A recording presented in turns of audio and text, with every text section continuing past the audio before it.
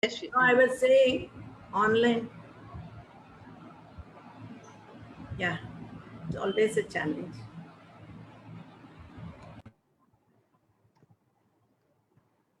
Om Sat Gurubhyo Namaha. I am Aishwarya Harish, the Artistic Coordinator for Nrityodaya, the Academy of Performing Arts, Mumbai.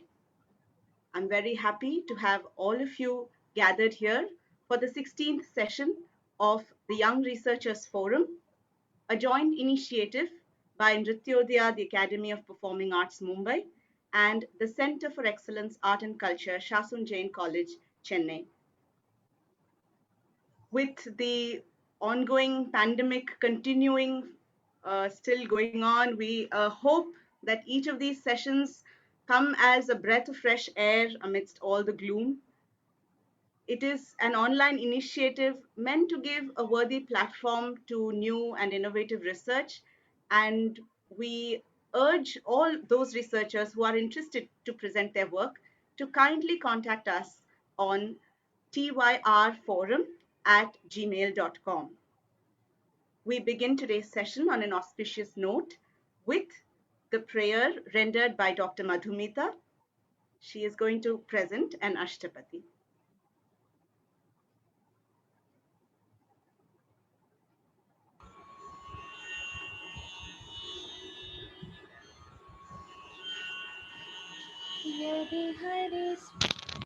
यदि हरि स्मरणे सरसम्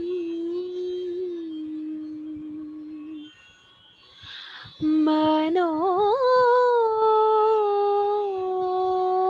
यदि विलासकलासु कुतूहलम्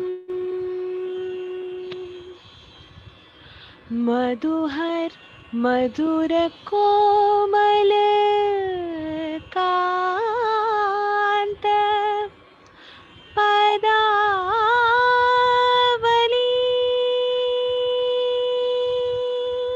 शृणु तदा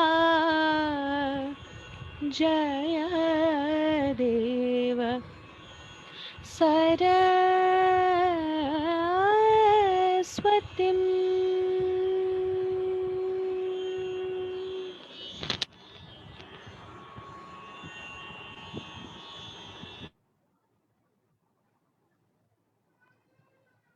Thank you so much for that extremely soulful rendition.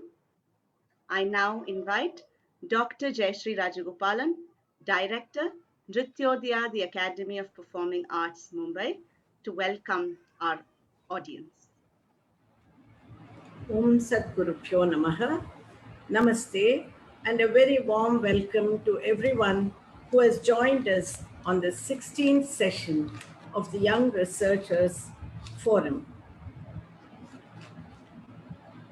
This has been initiated by our institute, Nrityodaya, the Academy of Performing Arts, Mumbai, and the Center of Excellence, Art and Culture, Shankarlal Sundarbai Shasun Jain College, Chennai.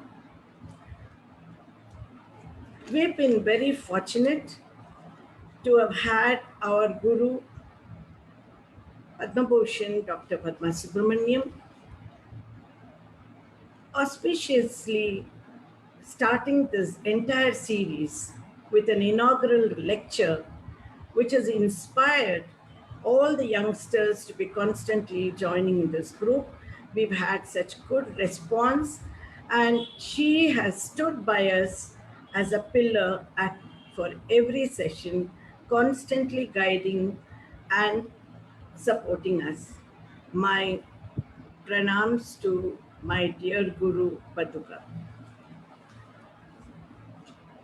Today's young research scholar is Hitangi Brahmbhatt, who would be speaking on tracing the development of Gita Govinda paintings in Gujarat.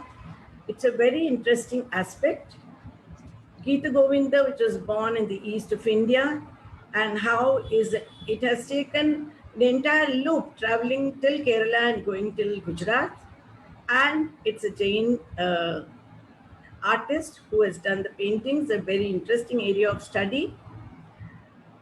We welcome you, Hitangi, and we're looking forward to a very interesting presentation by you. We are extremely grateful to our expert, Dr. Ashrafi S. Bhagat, art historian and critic, and the former head and associate professor, Department of Fine Arts, Stella Maris College, Chennai. I share a very special affinity with her because we are alumni of the same college. Ma'am, it's a pleasure to welcome you for this session, and we are looking forward to all those special inputs that you're going to give Hitangi as well as all of us for a further dimension to what she is working on. Thank you so much for joining us, and welcome to all those who are here with us. Again, I hand over the charge to Dr. Rajeshri, who will introduce both the speakers. Thank you so much, Dr. Jayashri. Shri Gurubhyo Namaha. My salutations to Padma Bhushan Dr. Padma Subramaniam for guiding us through this initiative, which we took last year to lighten our spirits during the pandemic and also to give some opportunity to the young researchers and connect them with relevant experts. It is said that painting is silent poetry and poetry is a speaking picture. And today we are going to connect both of it through the exquisite presentation that we look forward to by Ms. Hitangi. I would like to introduce our expert for today, who has many, many achievements to her credit, and we just name here a few. She's an art historian and art critic, former head and associate professor, Department of Fine Arts, Stella Maris College. Academically, she has an MA and MPhil degree, Department of Fine Arts, and a PhD in the Department of Art History and Aesthetics from MS University Baroda in 2005. Her experience includes art critic for the national newspaper The Hindu for 10 long years, 2001 to 2011, guest editor, Marg Journal for a special edition titled Contemporary Art in South India, 2010, art historian in residence at Concordia College, Bronxville, New York, for an international art camp, June 2011. Her publications include the Art India magazine, Art and Deal, Kala Dirgha Nukta in Pakistan, Lalit Kala Contemporary, and Mark. She has authored over 250 exhibition catalogs on various contemporary artists. She has participated in various seminars regionally and nationally, presented a paper at Kala Bhavan Shantiniketan on E.P. Havel to celebrate his 150th birth anniversary, January 2012.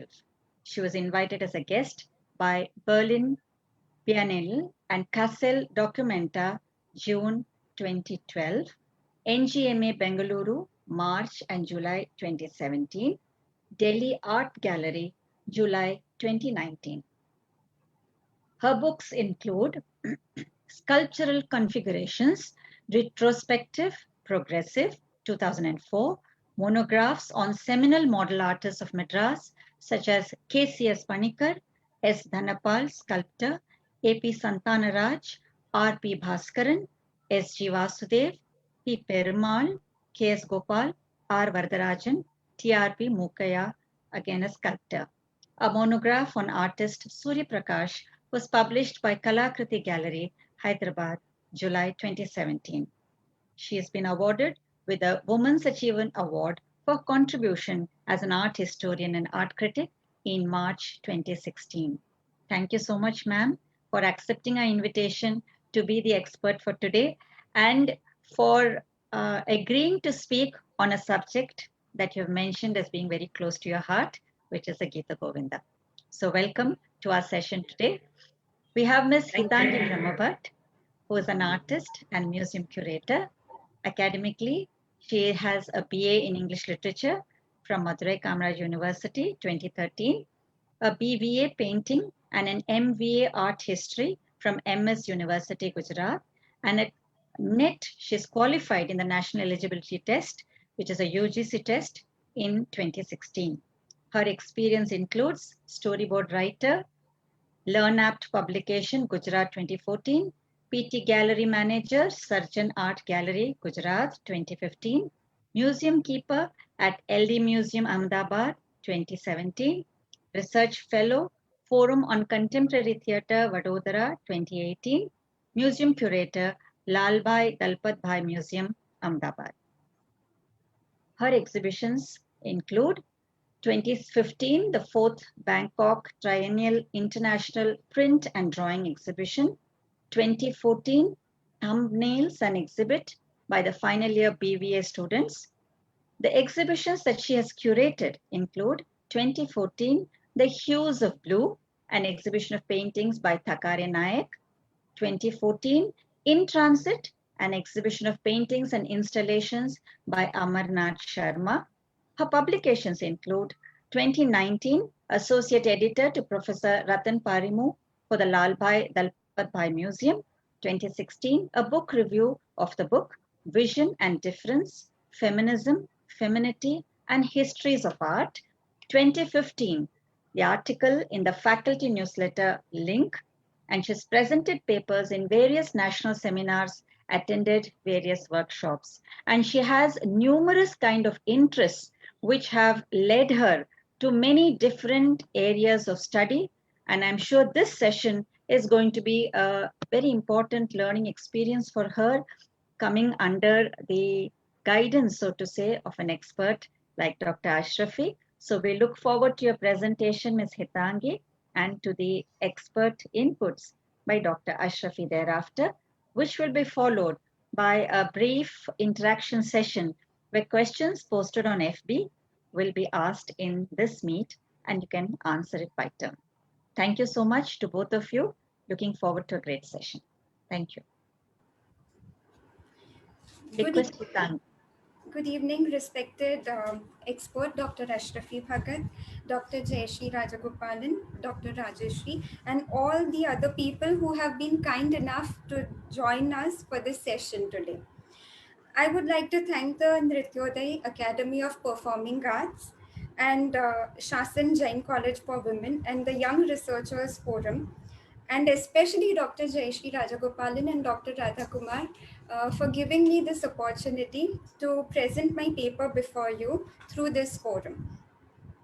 The renowned scholar Kapila Vatsyayan had worked extensively on the Gheet Govind and its all-pervasive influence, resulting in an overwhelming response to it through various forms of art throughout India.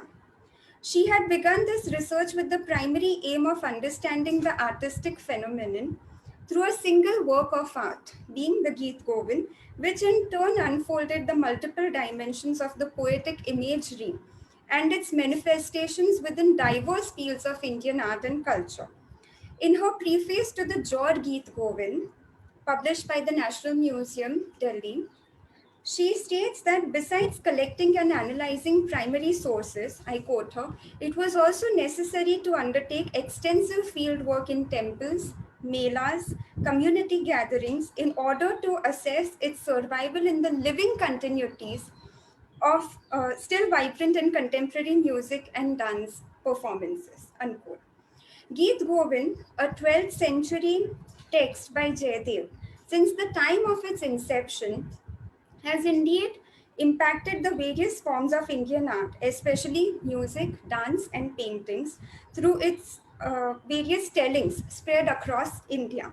However, I wish to focus on a specific geographical region, Gujarat, and trace the factors that contributed to the interest in this particular poetic text that led to the patronage of the Gheet Govind paintings. My presentation is therefore divided into three broad sections. The first part dealing with tracing the factors leading to the development of the Gheet Govind in Gujarat. The second part, which would be a brief analysis of the stylistic evolution of the Gujarat Gheet Govind paintings. And the last part, which would be an interpretation of the text-image relationship of the Gujarat Gheet Govind paintings. So, beginning with the first part, tracing the factors leading to the development of the Gita Govinda paintings in Gujarat, it becomes important to look at some of the historical developments in Gujarat from the 11th to the 15th centuries, especially during the rule of the Solanki and Vaghela dynasties, in order to arrive at an understanding of the atmosphere within which the Gita Govind paintings were produced. Patan, the capital of Gujarat then, was not only the capital but also a center for young scholars. Siddharth Jaisim, one of the most influential and powerful rulers of the Solanki dynasty, was also responsible for turning Patan into a knowledge transmission center. He was often found in the company of several poets, literators, and scholars, such as Shripal, the famous Jain Acharya Hemachandracharya, Ramchandra Jayamangal, to name a few. He not only encouraged learning and education by facilitating the scholars with research centers, but was also inclined towards arts and religion and contributed to the development of several temples, as noted by R.C. Parikh in his publication on the history of Gujarat. The contributions made by the medieval period scholars from Gujarat in Sanskrit and Prakrit literature is praiseworthy. Tracing the developments chronologically, the Kashmiri poet Bilhan had resided in Patan, the then capital of Gujarat, as previously noted, for some time in the 11th century. Bilhan composed the play Karna Sundari, which was based, that was again during the second half of the 11th century, which is based on the love story of the Solanki ruler Karnadev and his wife Mayanala. So Karnadev was the father to Siddharth Jaisingh, and it is believed that Bilhan had arrived at Gujarat during the 11th century when the marriage between Karnadev and Mayanala was very popular. And so he must have composed this play. What is important to observe here, as pointed out by Dr. Tadpatrikar in his translation of the Chaur Panchashika, is the statement which implies that is at the end of Bilhan's work, which implies that he had set Kalidas as his ideal. And he does prove so through his play Karnasundari and further through Chaur Panchashika. Later, around the 15th century, Bilhan composed Chaur Panchashika, a poetic text which is also often called Bilhan Panch or Shashikala Panchashika. There is sort of debates among scholars whether the Naika in Chaur Panchashika had the name Shashikala or Champavati, and hence the name Shashikala Panchashika. The text comprises 50 verses and is a love poetry with the overtones of separation, lament, and memories of love making that the poet experiences. The plot is quite typical, where the poet is appointed to tutor the princess, being the actress, the Naika, and they both fall in love secretly. The father, the king, comes to know about their love affair and tries to separate them. He tries to hang the poet to death, and that is when the poet recites all his musings of the moments and the memories that he reminisces with the Naika. And the Naika is, of course, bemoaning this. Eventually, the king gives in and reunites the lovers. Interestingly, Dr. Tatpatrika draws our attention to the fact that this theme had much appeal and later was even incorporated in several vernacular tellings, such as a text composed in Old Gujarati in the 16th century and a rendering in Marathi poetry in 115 stanzas by a poet Vitthal in the time of the great ruler Shivaji. It is therefore not surprising to see how one literary work from a particular region could inspire poets and writers in other geographical regions to compose works on similar lines. Furthermore, Hemachandracharya, the great Jain scholar, has been associated with both the powerful rulers of the Solanki dynasty, being Siddharaj and Kumarpal, who was Siddharaj's successor. He was deeply devoted to the literary activities and Sanskrit learning, along with his group of disciples, and was often even addressed as Junior Bhoja. So his aura was such, and he in fact composed the Siddhema Sabdanushasana, a text on grammar that parallels King Bhoja's treatise Saraswati Kanthabharana during Siddharaj's reign. His magnanimous work, the Trishasti Shalaka Purusha Charita, which is on the lives of the 63 noble men, was composed in response to Kumar Pal's plea. Hemachandracharya was not only an excellent grammarian but also a very good historian and poet. Thereafter, Vastupal and his brother Tejpal were ministers of the kings of the Baghela dynasty. So, King Veer Dhaval of Dholka, that is now Ahmedabad, came to prominence in the 13th century. Vastupal was a shrewd politician and a successful general, and came from a Jain family belonging to the Pragwad or the Porwad community, which incidentally happens to be famous for its valor, statesmanship, and business acumen. Dr. Bhogilal Sandesra states, Vastupal was a great, I quote him, Vastupal was a great patron of learning, a promoter of literature, and a philanthropist, a man of religious devotion and a great builder of monuments such as the temples on Abu and Girnar. Moreover, he was a Sanskrit poet of distinct merit and is known to have composed a Mahakavya, Nar Narayan Anand, which was on the friendship of Krishna and Arjuna. Consequently, a large number of poets and scholars had gathered around him who made a remarkable contribution to various branches of medieval Sanskrit literature. Sandesra states, I quote him, "It is a rare thing in the history of India to find such a bright galaxy of scholars and poets gathered around a person who was not a king." Unquote. What might have furthered the interest in Sanskrit Kavya in Gujarat is the Puranic story of Nal and Damayanti, which happens to be prepared in the Naishadhya Charita by Sri Harsha in 1174 AD. Interestingly, Sandesra informs us that Harihara, a descendant of Sri Harsha's family, brought a handwritten manuscript to Gujarat with him of the Naishadhya Charita, and when he became that was when he became a member of the court of Veer Dhaval.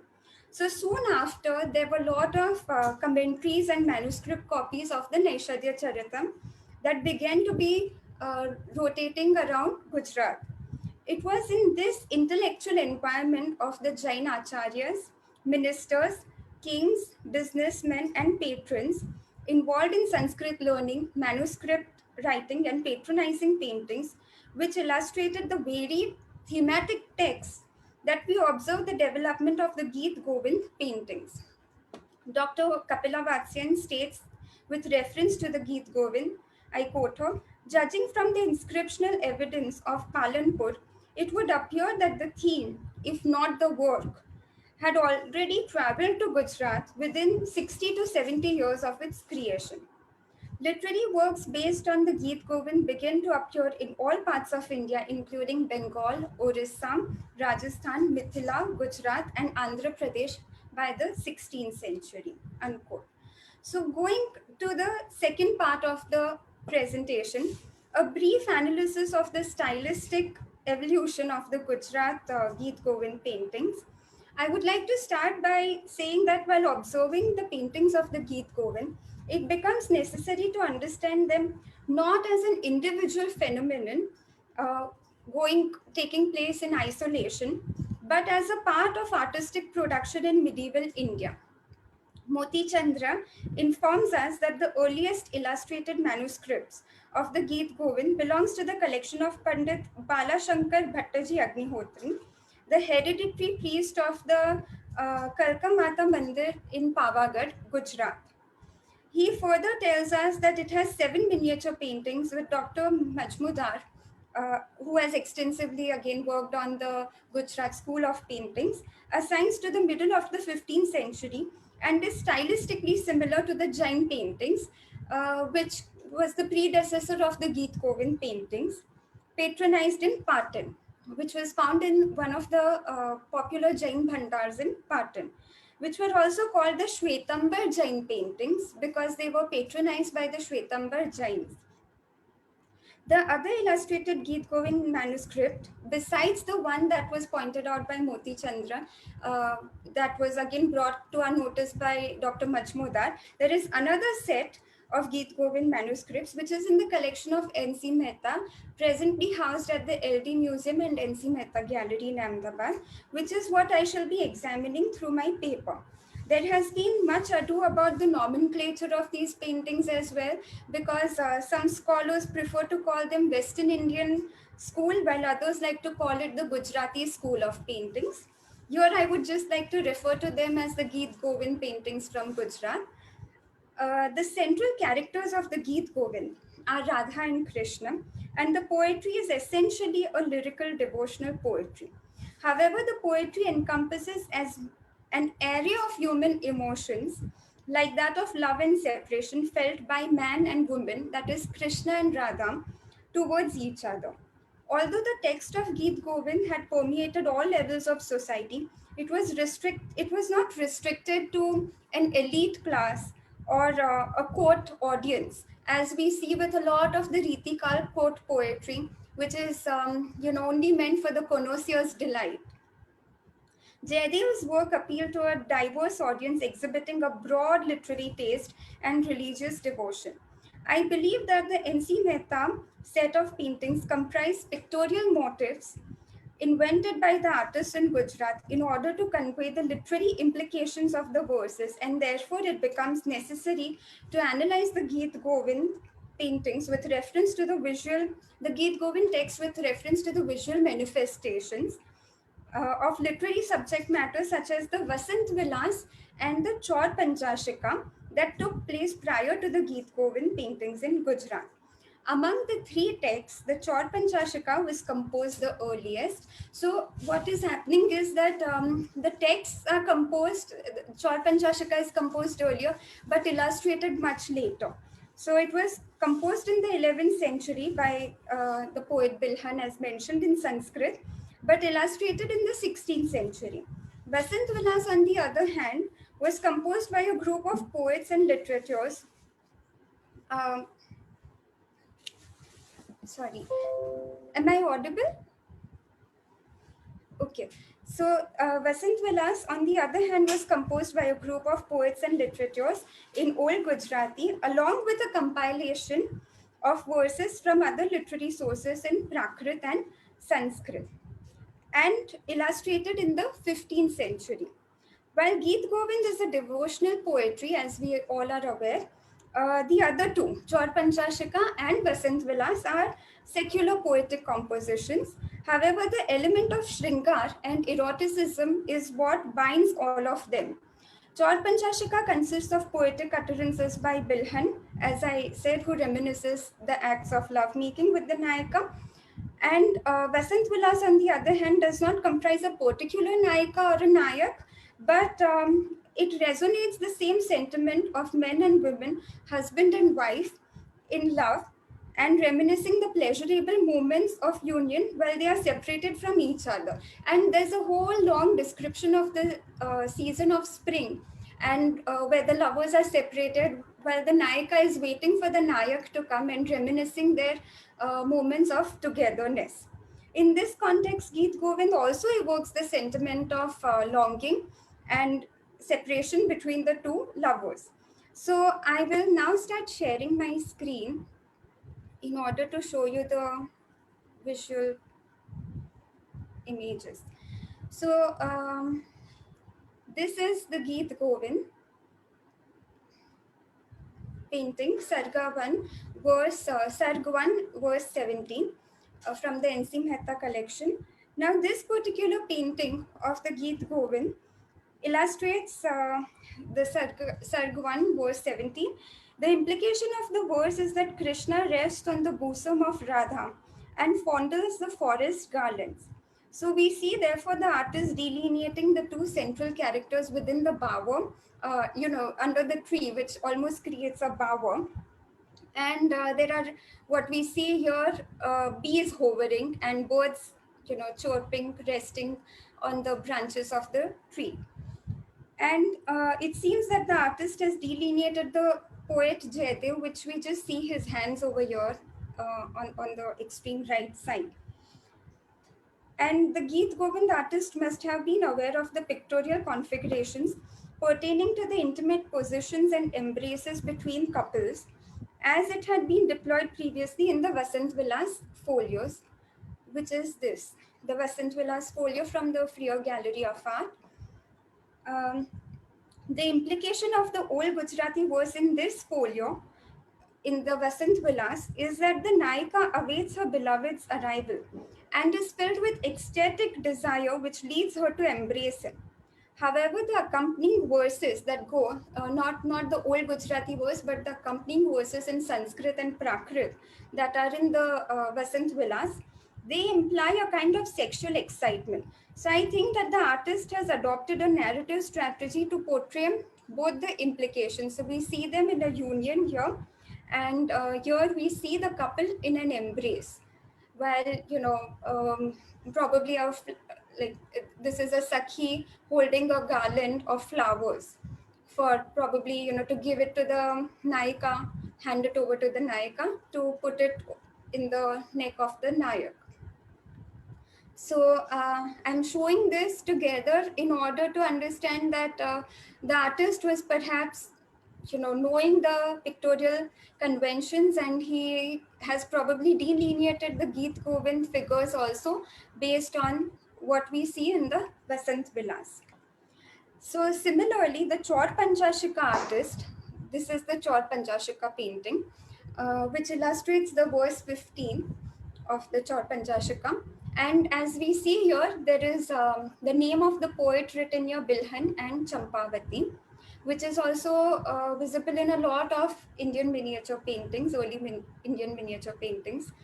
So here the artist must have been certainly aware of the pictorial prototypes as he adopts certain compositional techniques that had been prevalent in the Vasant Vilas folio.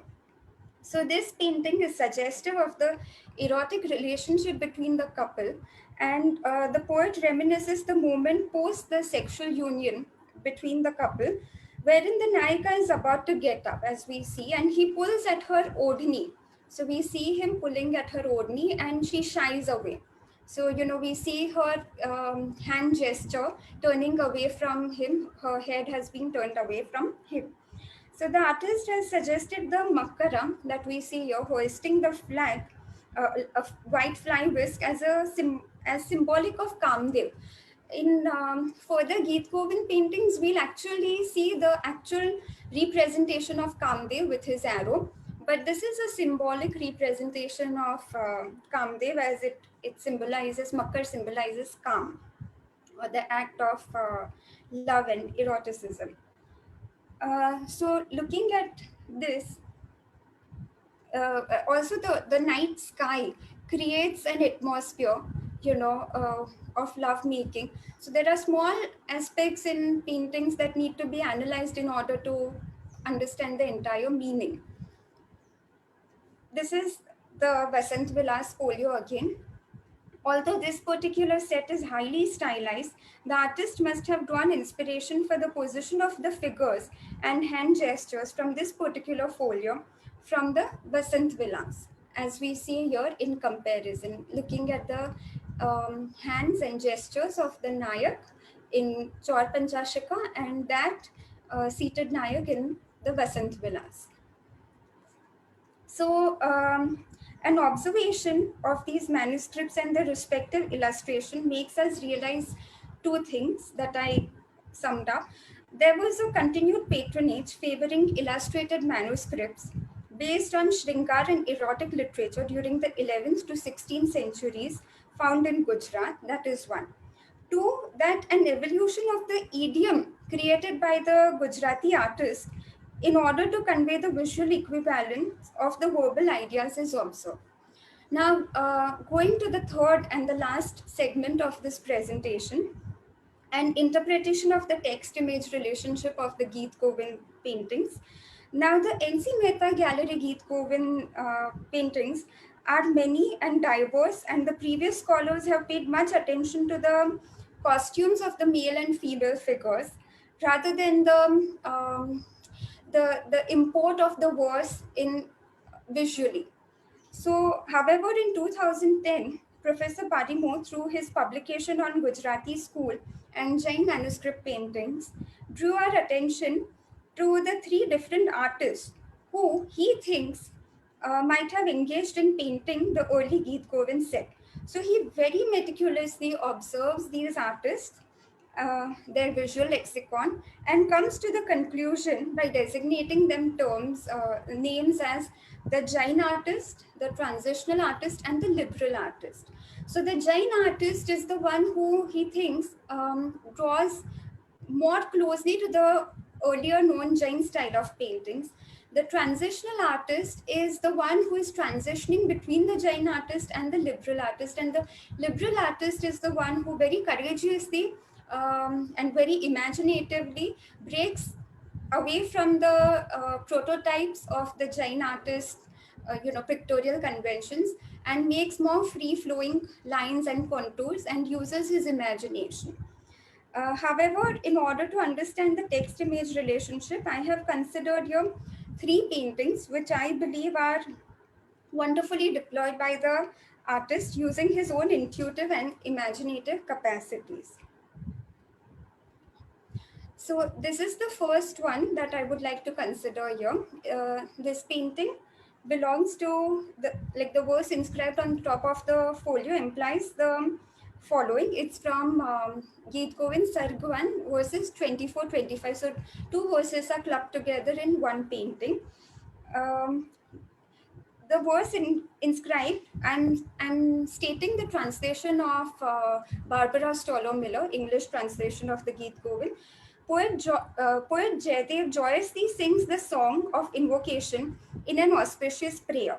Triumph, God of triumph, Hari.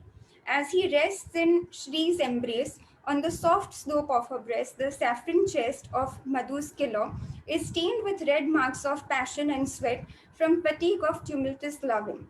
May his broad chest bring you pleasure too. So, of course, this is, said by Jaydev, and we see him sitting here playing his Ek Tara and, invoking. And here we see him seated in hands folded in almost a prayer gesture in front of Sri Krishna, who acknowledges his presence and blesses him with, from the kind of hand gesture that we see here. And the folio is also, so there are three separate registers, and the third part is this, where we don't see very literally that Krishna is resting his head on the bosom of Radha, but what we see here and the passion is created by showing Kamdev with his arrow over here. So it is again symbolic of the passion that they share, and I think that it's a very metaphorical way for the artist to show love and passion through delineation of Kamdev. The second painting that I would like to share with you is again from Sargwan, but verse 35. And the implication of the verse is as follows: your gardens fall on Krishna's no, I'm sorry. The implication of the verse is: wind perfumes the forest with fine pollen, shaken loose from newly blossomed jasmine, as it blows love's cactus fragrant breath to torture every heart it touches here. And interestingly, if you look at the two metaphorical elements in the verse, one being the cactus and the other being jasmine. So one soothes the heart, and the other is symbolic of the piercing in the hearts of the lovers who are separated. So the artist has very intelligently delineated this cactus plant, and Kamdev again over here. I sometimes feel that Kamdev is not only delineated, symbolizing love, but also that his arrows of love kind of pierce your heart. So it also goes with the symbolic piercing shown over here. And Krishna is away from Radha, as we see, and he is also, bearing bemoaning the pangs of separation. And we see Radha here under this jasmine tree. So we see these little red colored flowers and birds. And the Sakhi is, standing in front of Radha with a jasmine flower. Already this Nayika, like Radha is already in pain. And the Sakhi holding the jasmine flower is kind of inflicting more pain on the bemoaning Nayika, is what I feel the artist has tried to show the heightened emotion through delineating the figures in this manner. And the third and the last painting that I would like to share with you is from Gita Govinda Sarkofai, verses 12 and 13, again two verses clubbed together in one painting.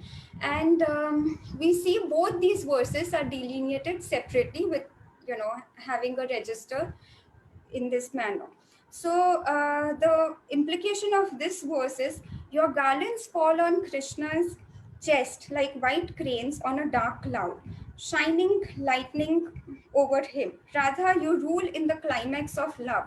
In woods on the wind-swept Jamuna bank, Krishna waits in wildflower garlands. Loosen your clothes, untie your belt, open your loins, Radha. Your gift of delight is like treasure in a bed of vines. In woods on the wind-swept Jamuna bank, Krishna waits in wildflower garlands. So again, the artist has very intelligently shown the metaphorical aspect of white cranes, with reference to Radha's garland that it's shining lightning. So against a dark sky, it's shown, and at the same time, this particular part we of course see Radha and Krishna, very literal and graphic representation of her garland on his chest, and the second verse that implies so I suppose that the artist has played on the line that implies the meaning, Radha, your gift of delight is like treasure in a bed of vines, because we don't see her bashfully standing here, but she is nude and boldly standing in front of Krishna, because she knows that her delight is what gives delight to Krishna. And interestingly, we see the two Sakhis here, which are again delineated here. Here they are gazing at the lovers and in a kind of gesture of admiration, adoration. And here they are talking amongst themselves, probably about the kind of delight that Radha gets and seeing her delight, the delight that Krishna gets. So I would like to conclude by stating that the Gujarat Gita Govind the Gujarat Gheet is a case and study of how a literary text in one part of India continued to inspire and impact writers, artists, and patrons in another part of the country. It is important to realize that the literature in India was not an individualized expression of the poet, but was rather dependent and often restricted by the literary conventions uh, already prevalent. Therefore, it would not be wrong to assume that there was an underlying rivalry among the Sanskrit writers who were keen to deploy the knowledge of Alankar Shastra and Kama Shastra at any given opportunity. With respect to the Gita Govind paintings in Gujarat, I believe that the artist's sensibility must be realized and appreciated.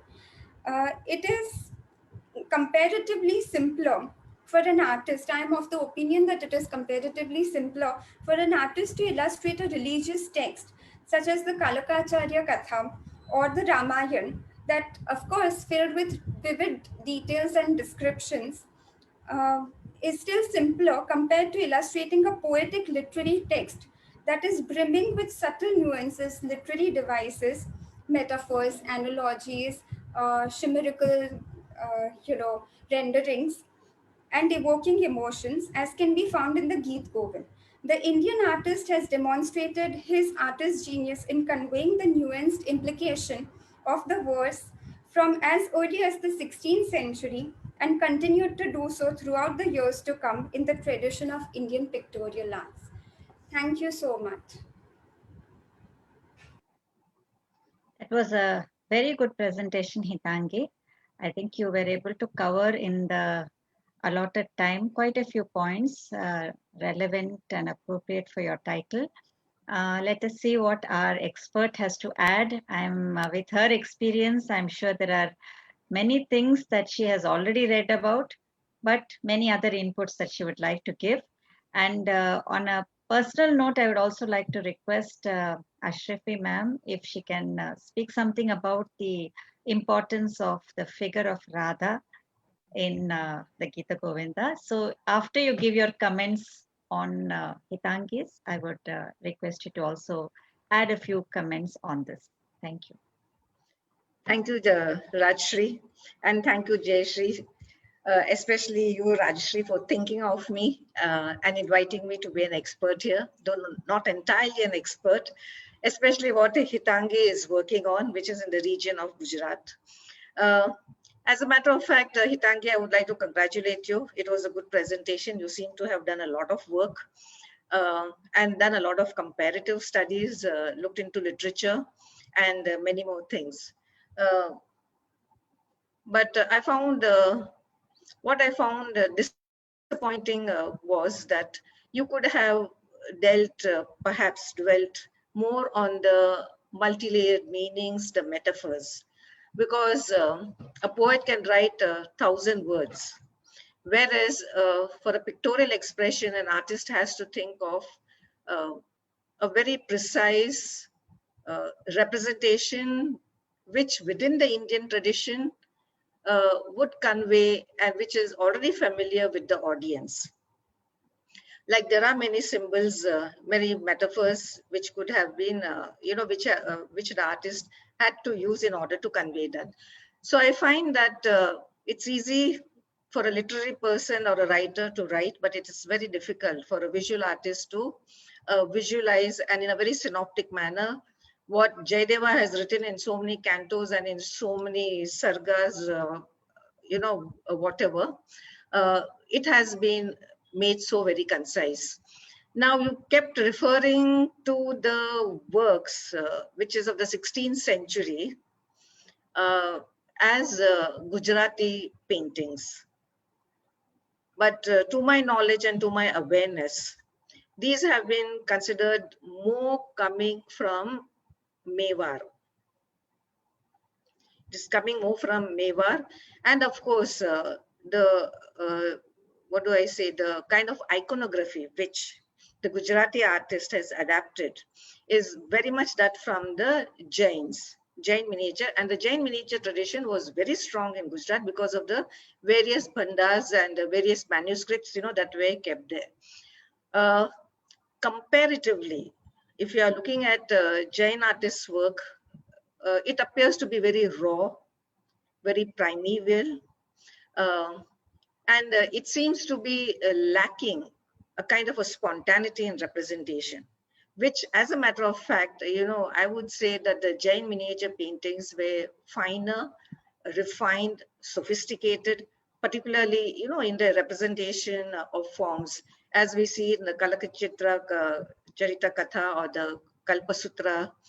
All of these very clearly demonstrates the artist's control and facility in his employment of forms.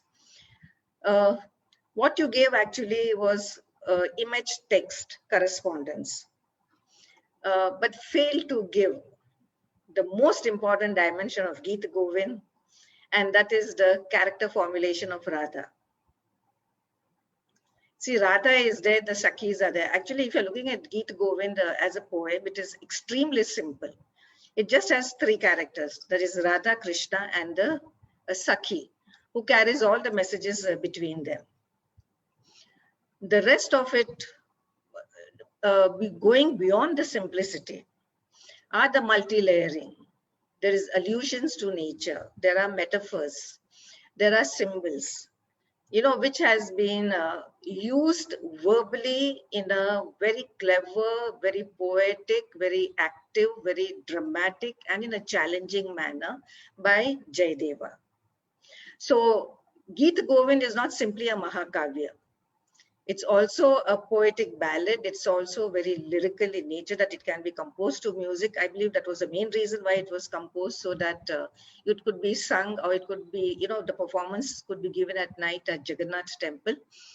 And at the same time, Jayadeva also expresses, or rather, makes known his knowledge in all the fields. It's just not, writing a literature, but also he had a knowledge of music, he had a knowledge of dance. And most importantly, he brings in the emotions, the love situations, the conditions, the viraha, which is experienced by the Naika or the Radha, whatever the instance may be, was based on Bharata's Ashtanayikas. And this was seen through a single feminine form. So if you're looking at Gita Govinda, whatever the region it may be, besides its stylistic analysis, I think it's very important, if you are working on the Gita Govinda, to bring in the character of Radha. So far, did we ever know of Radha? No. She was only mentioned verbally, and she was mentioned, or in some literary inscription, as the word Radha, meaning success or prosperity. But beyond that, she never had an association with Krishna as such. So who brings in this association? It is Jayadeva who brings in this association. And that is how, we find Radha acquiring a very complex, unique, as well as an ambiguous character. Because Jayadeva doesn't make it very clear. And he says that it is Radha. Then he says it's his favorite gopi. Then he says, she's an incarnation of passion. She's an eternal lover. And of course, also his favorite, very beautiful, charming gopi. Radha has been mentioned in Bhagavad Purana as an unnamed gopi. And her character develops fully in two textual sources between the 12th and the 14th century. So these two textual sources were, of course, Jayadeva's Gita Govinda, which was centered around Krishna devotion in Bengal, around Vaishnava circles. And the second one was that of Vidyapit, the 14th century poet who had composed songs, and it was composed in Maithili. Now, there are two important aspects of these two texts. One marked the acme of classical Sanskrit poetry in terms of Jayadeva, whereas after that, there is an advent or heralding of the regional languages, or what we call it as the Bhasha literature. And that is how all of these regional languages come in. And how do you think the regional languages come in? It is also because of the Bhakti movement. So there are many aspects. See, when you're analyzing Gita Govinda, there are many aspects which you have to bring in. These are all strands, the threads, which you have to weave together in order to give a kind of a pictorial picture of Gita Govinda as it has been presented by Indian artists, by the patrons, especially, who loved Gita Govinda because of its very sensual character, very erotic, and some of the representation from the Gita Govinda by many of the artists have been done later, almost, I would call it as semi-pornographic. That way it has been shown the union of Krishna and Radha. Now, if you're looking at the development of the figure of Radha, then we have to start with Jayadeva only. It is Jayadeva who, rather inspired the development of the ambiguous perception of Radha. So, when it is shown in a painting, we don't know whether she's a Naika or whether, it's a Radha, who is in a Vrindavan setting. And Gita Govinda also becomes the main source of inspiration for the visual artists. Now, this also leads, as a matter of fact, it also leads to many interpretations of Radha and Krishna. So besides being the divine lovers, as God and goddesses, they can also be the hero and the heroine, the Nayak and the Nayika. And these are the Nayak and Nayika of courtly love. And if we move away from the devotional poetry of the Bhakti movement, then we come to the Ritty Poetry, which is the courtly poetry, and we have great authors like Keshav Das, Bhanudatta, Bihari Lal, etc., who have written extensively. They have secularized the image of Radha. And they have secularized it in terms of the Ashtanayikas. And they are shown as suffering the pangs of separation, torments. There is, a kind of a despair, desolation, what they feel. So the representation of Ashtanayikas is basically that of a Viraha Shringara, love in separation. And love in union is hardly ever portrayed. Now, once again, if you are talking of this Ashtanayikas, the Viraha and the union, then we also have to think of it as philosophically. Philosophically as, the Radha as the human soul or the Atman. And the Atman always, longing to become one with the Brahman. So Radha as such, who begins, in Gita Govinda as an eternal consort of Krishna, and she's never seen outside this relationship. The relationship she has with Krishna is also an illicit relationship. She is already a married woman. She is also an older woman. But she continues to be with Krishna. Now, in doing so, the Gita Govinda also gives rise to another dimension of Radha as a woman married and in an illicit relationship, which gives her the autonomy and the freedom to do exactly what she wants. So it is, she gets manifested with the power. She gets manifested with the power, and it is this dimension of autonomy, of freedom, of power, which caught the imagination of Indian artists.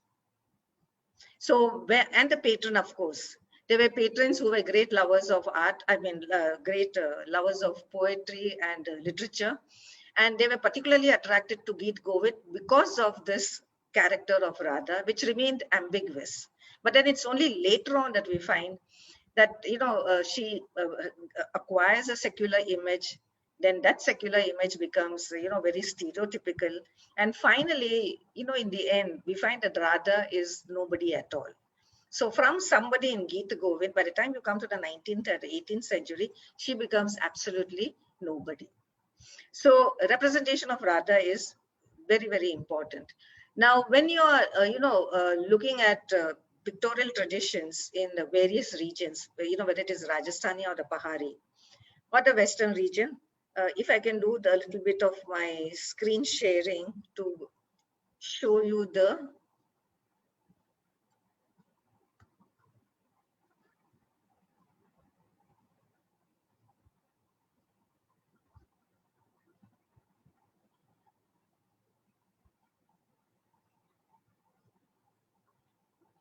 okay. Now, when you look at these two paintings, now these two paintings were done and they are from Gita Govinda. And it shows that how the strong winds, blowing from the mountains, carrying the fragrance of the, what do you call it, the sandal, the fragrance of the various flowers, etc. And how it comes and, blows on the plains and evokes the various emotions of Radha. Or if it is the month of summer and then the heat beating down, how the snakes, they get restless and they come out of it. So these are all representation of the Gita Govinda, which gives this kind of a description and how the text corresponds with the images which the artist has been able to produce.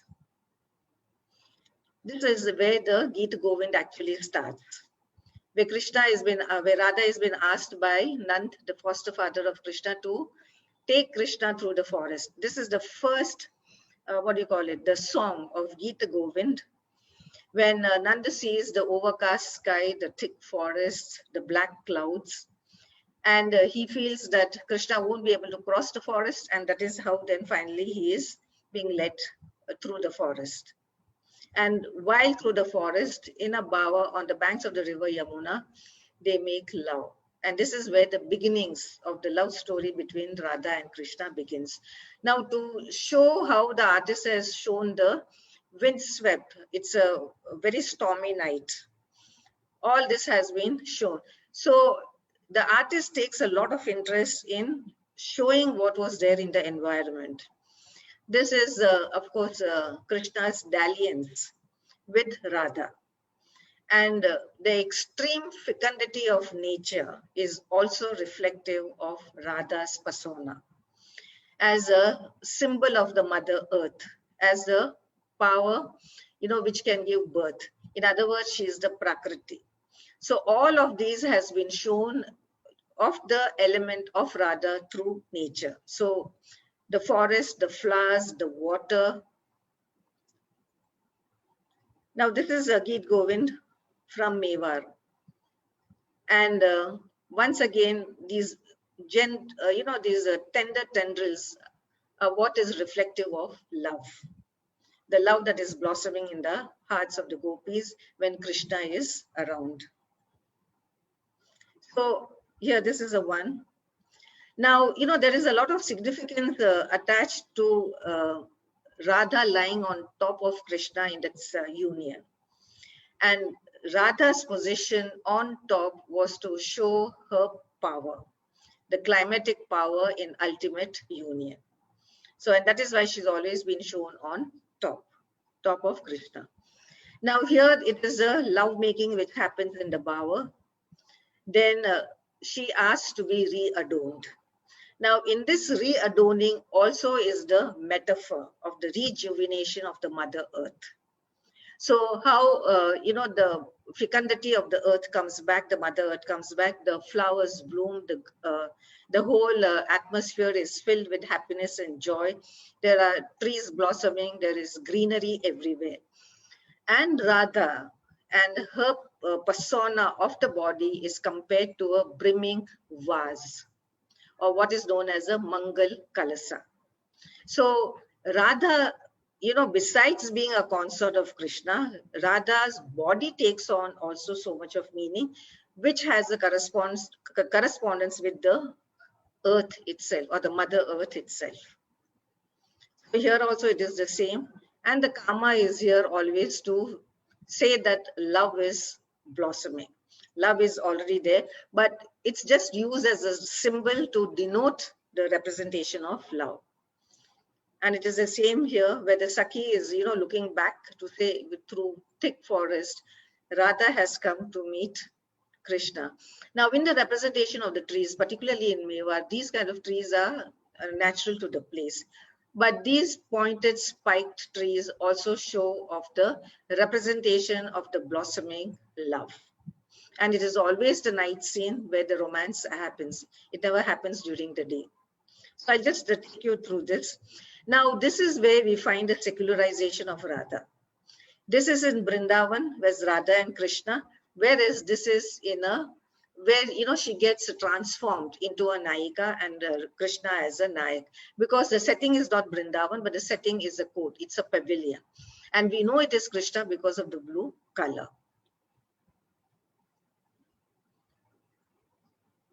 And here is Krishna adorning Radha. So there's also a passage in Gita Govinda where she says, paint my breast, put the color in my cheeks, entwine my braid with fresh flowers, put a girdle around my waist, fix the bangles on my wrist, and put the tinkling anklets on my ankle. So these are all very much there, and this is what has been represented here.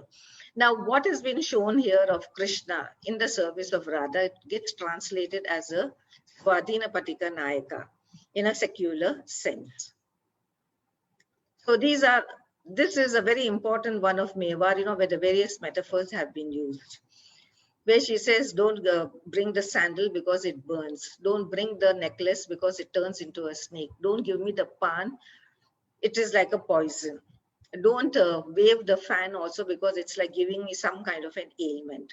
So how the artist has used, various elements as the metaphors at a tertiary level, and has shown the vira of the naika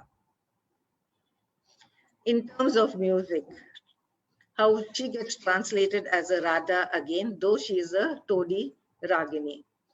And then the Ashtanayikas, there's the Abhisarika, the Utka Nayika, Vatsaka Sadhya Nayika, who waits for her lover to come, Vipralabdha. Can you see the difference in the background of the love blossoming and the happiness and the exhilaration of love in union to a lover, who has been deceived. So there's nothing which has been shown around except for her bodily gesture. Then the raga, the Hindola raga, the Baramasa, the months, and of course the Vastra Grahan by Krishna. So, I just wanted to speak a little bit on the metaphorical aspect of the Gita Govind. And that's it. Yeah, thank you. Thank you so much, ma'am. I think it is also, the difference in the areas that have been highlighted by Ms. Hitangi and you. Probably she was concentrating only on what she considered as Gujarat, and you brought in the Mewar region as well. So there have been some questions which have come on FB. So if I can start asking them, uh, I think Hitangi can take the opportunity to answer. If there are some she feels that she is unable to, or if ma'am feels that you can give some other specific inputs for a question, please do so. So the first question is that do the artists who do these paintings belong to a certain lineage, or is that anybody can learn and present it even through the centuries? Yes, the artists making these paintings do belong to a certain lineage. Although the Gita Govind artist, none of the names have been known, the Gujarat Gita Govind, I mean. And the inscriptional records, there is a tentative date, there are no inscriptional records as well. So, for the Gujarat Gita Govind artist, it's difficult to ascertain the lineage and name. But for miniature paintings in general, there are several Jain painting artists, who are known. The names are known, and the best documented lineage of artists is what you find in the Pahadi uh, miniature paintings, because B.N. Goswami, the renowned scholar, has worked extensively on finding the family lineage of the Pahadi artists. Also, very well documented are, Mewad genealogies of artists by, in the book by Sridhar Andhare. Extensively, he has placed the genealogy of artists. So you do find it in well documented areas, but it's not possible without inscriptional records to ascertain which artist and which lineage.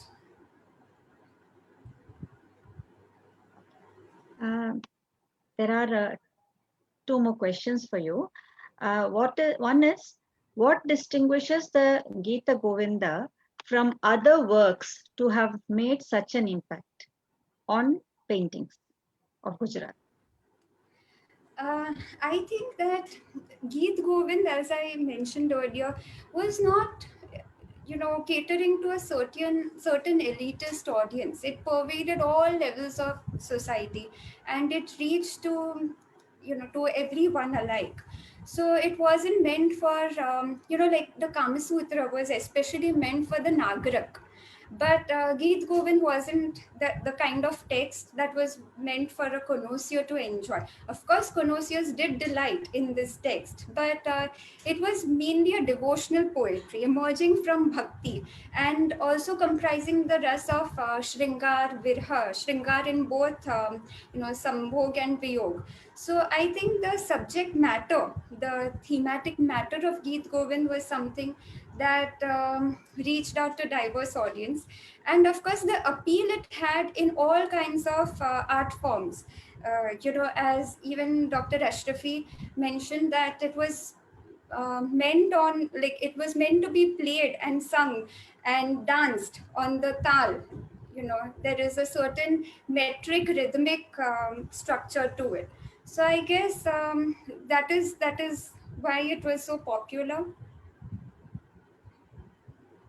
Um, since you had mentioned about the Jaina, there's one question with reference to that. Can you give some instances of Jaina patronage of paintings which portray specifically Shringara Rasa? Was there any opposition from the religious leaders then to this? So interestingly, within Jain paintings and within Jain texts, we don't usually come across Shringaric themes.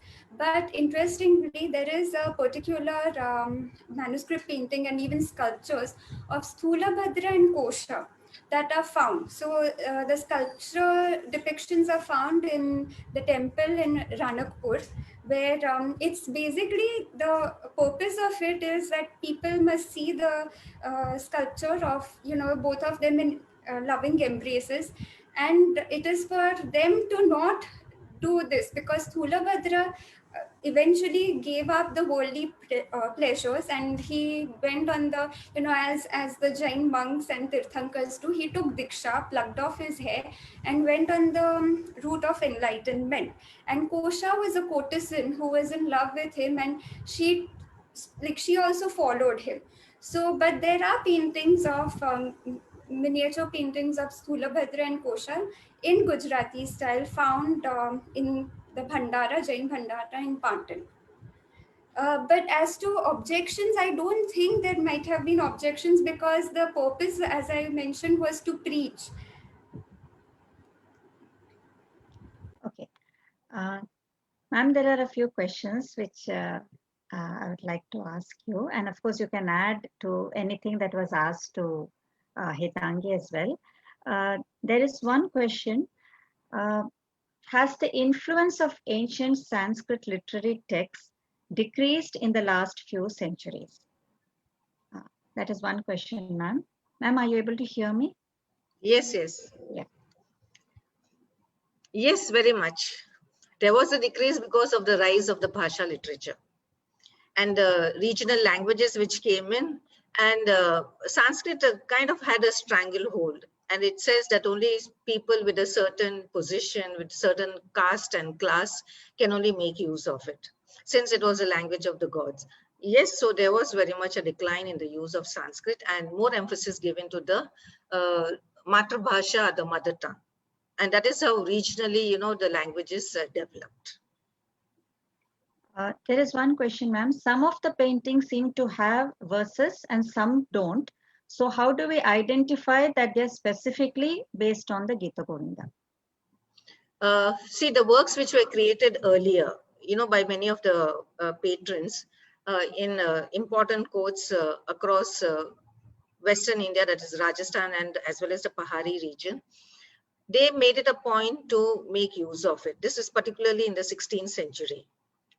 16th century, actually marks the heights in the representation of Indian miniatures. But then by the time, Gita Govinda illustrations began to circulate and come to the 17th century, 18th century, the representation of certain subject and themes from Gita Govinda became very stereotypical. So a kind of a normativity came in, that it was normal to represent Radha and Krishna or Radha with the gopis, etc. So they did not feel the need to have any kind of, colophons or the texts to be written in order to, bring about the correspondence. Like, if you have to take Keshav Das's Rasika Priya, which was illustrated in the court of Raja of Orcha, the colophon was very, very important. So that was written, and then accordingly, the text and the image correspondence was very much created by the artist. And that artist, of course, was the great Shabdi of Mewar. So this was one of the reasons that when the themes became very popular, then the inscription or the text lost its meaning. I think there's a related question. A person called Siri Rama has asked, why do other Ashtapatis not enjoy the same popularity as Gita Govinda with reference to visual art, I think, reference to paintings? I have no idea. If Hitangi can answer, yes. Hitangi, anything you would like to add? I think it's just because Gheet Govind, that's what I feel, that it had a universal appeal and it was very popular. And owing to the popularity, it was illustrated throughout. It received continued patronage throughout the centuries in all the courts, starting from Gujarat, reaching till Pahadi region. So Pahadi time. So I feel that it's just the thematic subject matter, of Jaydev that had such a universal appeal that it kind of touched everyone's hearts and it became so popular and incorporated in various artistic forms. I guess that is the reason. One of the students is asking, many of these paintings, when we see them either on the net or any of these presentations, we find the names of some foreign galleries mentioned. So is it that most of them were taken away from India for some reason, or they were bought by these galleries? How come a lot of it is found in foreign museums? Yes, they have been auctioned. Many of the miniatures were auctioned, and also many of the foreigners were very good collectors of Indian miniatures. They were great lovers of miniature art. And then their collection was handed over to many of the museums. At least, they have the facility of doing that so that they remain in safe custody and still the visibility of those works of art is there. I think there is one question that Dr. Jayashree wished to ask. Dr. Jayashree? There was a question that came up to me. How is the representation of Ashtanayika considered secular? Even divine beings can be identified with this classification. There was something that came up. So, yeah, that's because of the secularization of the figure of Radha. So she can be a divine lover. Because she has also the attributes and all the properties of being a goddess and the consort of Krishna, like Vishnu and Lakshmi. And this secularization of Radha resulted, of course, from Bharata's Ashtanayika. And that is how, the Radha came to be represented in the Viraha mode. So Krishna will remain Krishna, both divine and human, as well as Nayak and the god. And Radha also plays the same role. So it all depends. That's why I said, when you're looking at a painting, if it is a forest, then it is Radha and Krishna in Vrindavan. But if it is not a forest and Krishna is shown in blue and it is a courtly setting or it's a pavilion, then we know that they have been secularized and it's a courtly setting. So that is how we find, the Orcha court, the paintings of Rasika Priya, which were illustrated there. This is how they were able to bring about the classification. There is one last question. Something that I just wanted to ask, both, any of you can answer whether they were all painted on cloth, like the Uriya Patta paintings, or did they use any other material for these paintings in Gujarat or in Mewar? Yeah, they were actually the earliest paintings that we find, the Jain manuscripts. A lot of them were painted on palm leaves. But later, with the advent of paper was used. None of them have been painted on cloth except the Vasant Vilas. So the freer scroll Vasant Vilas is painted on cloth, but the Gita Govinda has been painted on paper. So all the three mediums have been used in Gujarat. Palm leaf, paper, as well as cloth. All these have been used, isn't it? May not be in Gita Govinda, but the various ones that you showed. Okay.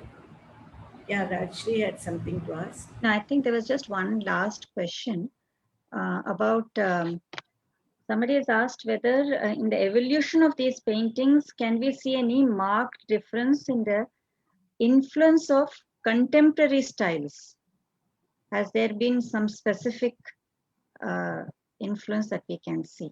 I think by contemporary, they mean contemporary to those times, from what I understand of the question.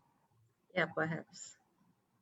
So has there been any marked influence that you can find out on the Gita Govinda paintings?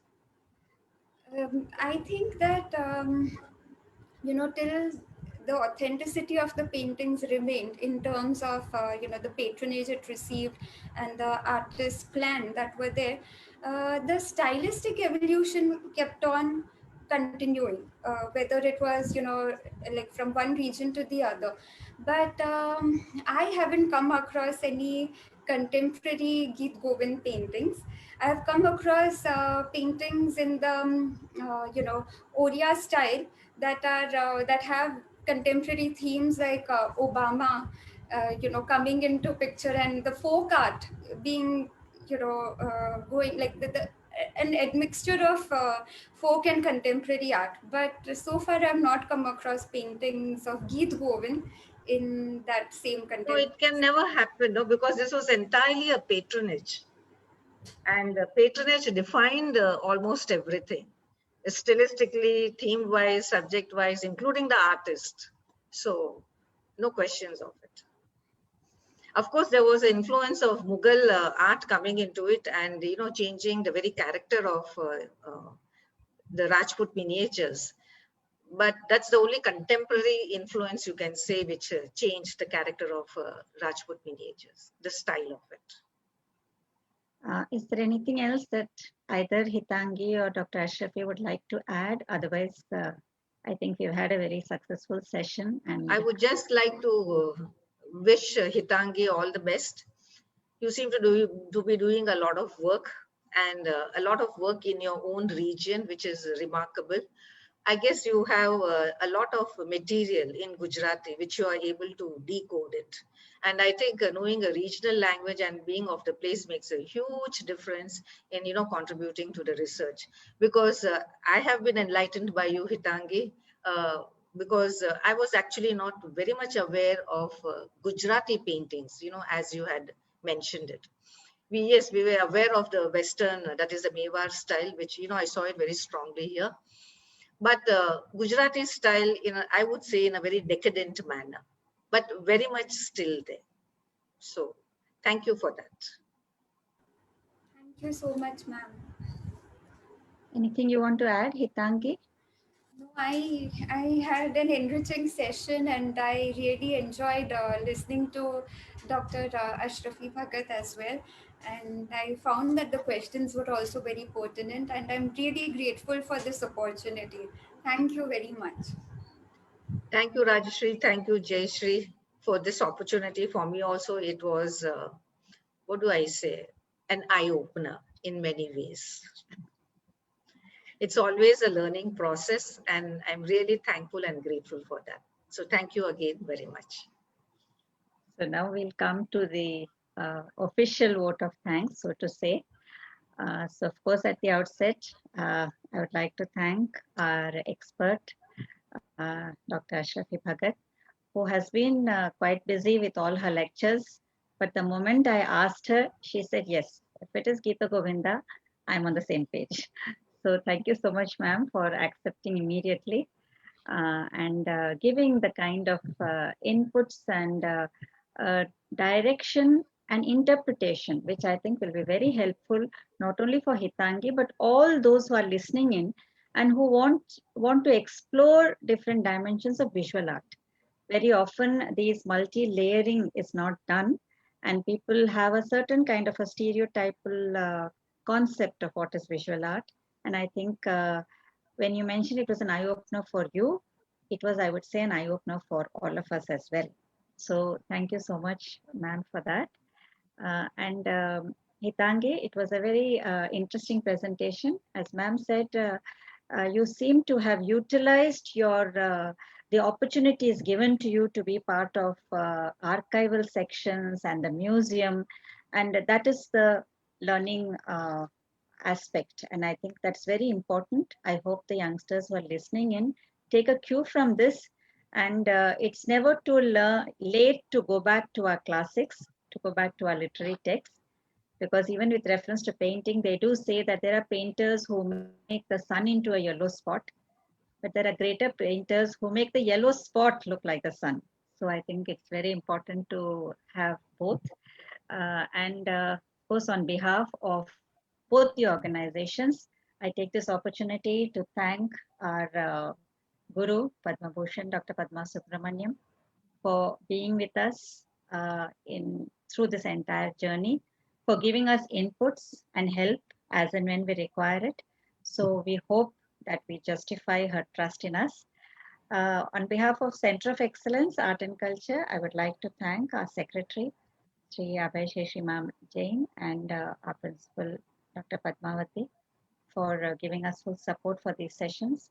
And from Nrityodaya Academy of Performing Arts, we thank Mr. Ramesh and Mahendra Finance, who have been supporting this venture from their end. And of course, we mustn't forget to thank those who made this session possible. We have Mrs. Aishwarya Harish as AMC, and the melodious singer, Dr. Madhumita. I should thank Dr. Shruti Jauhari for pitching in and tuning these two verses very quickly for Dr. Madhumita to render them so beautifully. So thank you to both of them. Thank you to Dr. Srividya for being the technical support, and all the listeners and the viewers who join us session after session. Please be with us in this academic and artistic journey, and we will be intimating you as to who is the next presenter on our Facebook page. So thank you so much, researcher and expert, for this very entertaining, illuminating session. And we hope that all of you who are interested in research will join us in the future as well. So thank you so much once again. Thank you. Shubharatri. Good night.